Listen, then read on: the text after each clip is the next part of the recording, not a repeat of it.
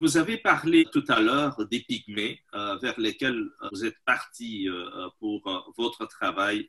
Qu'est-ce que vous tenez à réaliser avec ces pygmées? Une communauté qui semblait être abandonnée par les gouvernants. Merci pour la question.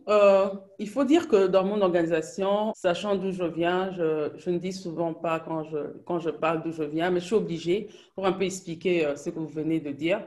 Je suis du Haut-Zaïre parce que je suis née quand il y avait le Haut-Zaïre. Aujourd'hui, on appelle province de l'Ituri. Je suis de Bunia, Djougou, Virakwa. Je viens de là. Donc, je suis originaire déjà d'une communauté en guerre à cause du tribalisme. Donc, je sais que c'est quoi parce que j'ai vécu avec ça pendant toutes ces années que j'ai vécu. Mon père, avant sa mort, il s'est battu sur ça. Il a expliqué, il est historien, sociologue, il a fait le droit et il a écrit des livres sur ça. Je connais qu'est-ce que c'est le tribalisme en RDC. Vivant dans un pays qui a plus de 400 tribus, donc vous voyez que quoi choisir, quoi laisser, ça sera vraiment très difficile. Mais il faut dire que j'ai quand même vécu 32 ans avec le président de la Deuxième République.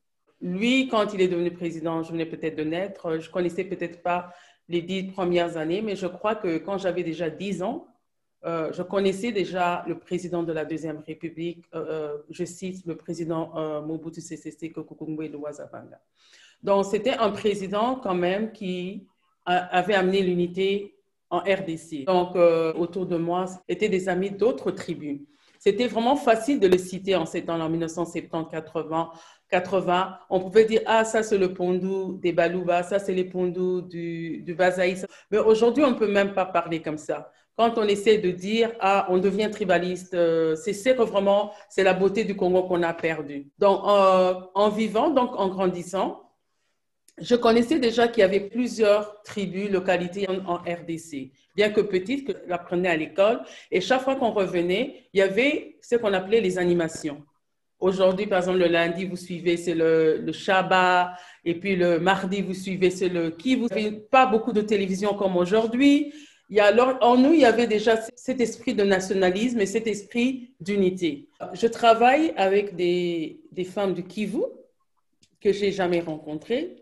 Je travaille avec des femmes de l'Équateur que j'ai jamais rencontrées, de Kinshasa, du Bas-Zaïre que je n'ai jamais rencontrées. Nous utilisons la langue courante. Donc, si c'est le lingala, c'est le lingala. Si c'est le français, c'est le français. Donc, on se met à l'aise. Donc, comme elles sont leaders, donc elles connaissent quand même les 4 langues nationales. Ça veut dire qu'elles connaissent quand même le lingala.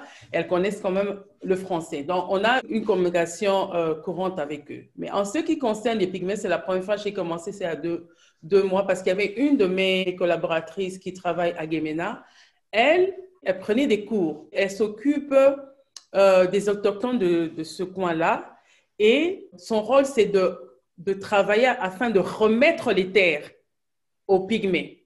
Ce qui fait que j'ai compris qu'il y avait un problème social. Donc, ces gens continuent à vivre comme ils vivaient avant. Donc, quand j'ai approché ce groupe d'autochtones, ma première activité, c'est d'abord de réunir ces gens. C'est-à-dire que c'est la première fois que nous allons organiser la Journée internationale des femmes rurales.